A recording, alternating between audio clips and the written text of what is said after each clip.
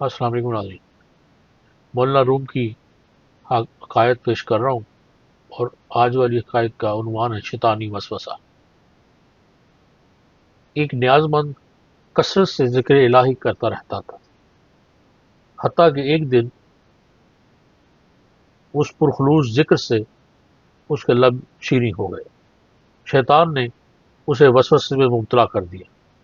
بے فائدہ ذکر کی کثرت کر رہا ہے، تو اللہ اللہ کرتا رہتا ہے، جبکہ اللہ کی طرف سے لبیک کی آواز ایک بار بھی نہیں آئی، اور نہ ہی اللہ کی طرف سے کوئی جواب ملتا ہے۔ پھر یک طرفہ محبت کی پینک بڑھانے سے کیا فائدہ؟ یہ اس بات کی دلیل ہے کہ تیرا ذکر الہی اللہ کے ہاں مقبول نہیں۔ شیطان کی ان پرفریب باتوں سے صوفی نے ذکر کرنا چھوڑ دیا۔ شکستہ دل اور افسردہ ہو کر سو گیا، آنکھ سو گئی اور قسمت جاگ گئی۔ عالم خواب میں دیکھا کہ حضرت خضر علیہ السلام تشریف لائے، اور انہوں نے دریافت کیا کہ ذکر الہی سے غفلت کیوں کی؟ ایک نیک بخت، تو نے ذکر حق کیوں چھوڑ دیا؟ آخر تو اس ذکر پاک سے پشیمان کیوں ہو گیا ہے؟ اس نے کہا، بارگاہ الہی سے مجھے کوئی جواب ہی نہیں ملتا۔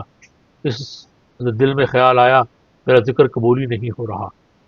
حضرت خضر علیہ السلام نے فرمایا، تمہارے لیے اللہ عز و جل نے پیغام بھیجا ہے کہ تمہارا اللہ تعالیٰ کے ذکر میں مشغول ہونا، اور دوسرا تمہارا پہلی دفعہ اللہ کہنا قبول ہوتا ہے، تب دوسری بار تجھے اللہ کہنے کی توفیق ملتی ہے۔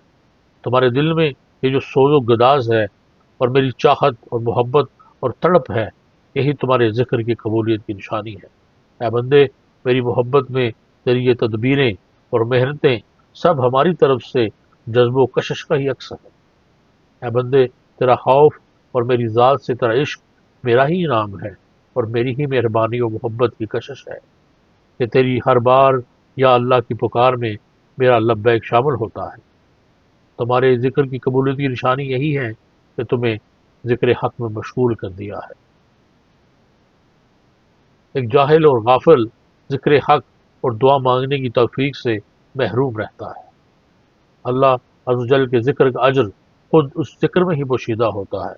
اللہ تعالیٰ اپنے ذکر کی اور یاد کی توفیق اسی کو عطا کرتا ہے جس سے خوش ہوتا ہے، اور یہی اس کی قبولیت کی دلیل ہے۔ اس عقائد میں دس حیات یہ ہے کہ نیکی کرنے کی توفیق بھی اللہ ہی دیتا ہے۔ شیطان ہر دم اس کوشش میں رہتا ہے کہ کسی طرح انسان اللہ تعالیٰ کے ذکر سے باز آ جائے۔ اللہ تعالیٰ ہمیں شیطانی وسوسوں سے محفوظ فرمائے۔ اللہ حافظ۔